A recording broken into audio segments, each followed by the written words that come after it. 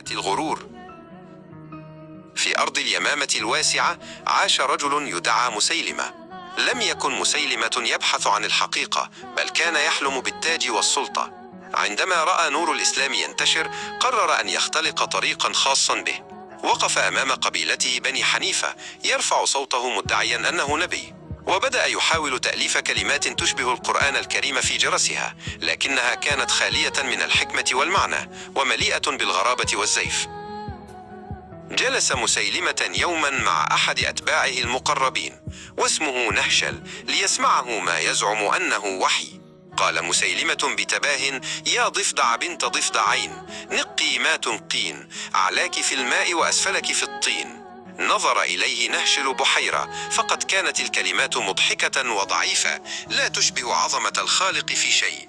كان مسيلمة يظن أن السجع وحده يكفي لصناعة المعجزات، غافلا عن أن الكذب مهما تجمل يظل باطلا.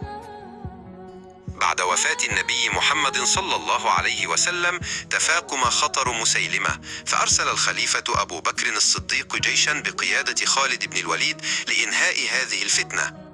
اندلعت معركة عنيفة في حديقة الموت باليمامة، وبينما كان الجنود يدافعون عن الحق، كان مسيلمة يختبئ خلف حراسة وقد تملكه الخوف.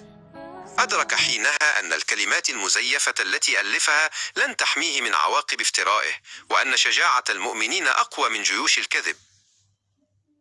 في وسط الغبار والزحام برز محارب قوي يدعى وحشي.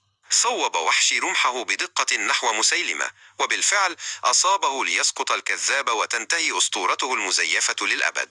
أنهار جيشه وتحررت اليمامة من كذبه. كانت تلك نهاية كل من يحاول تزييف الحقائق أو التطاول على المقدسات، فالحق دائما ينتصر، والباطل مهما علا شأنه يظل زبدا يذهب جفاء. لو أعجبتك القصة اشترك في القناة ليصلك كل جديد.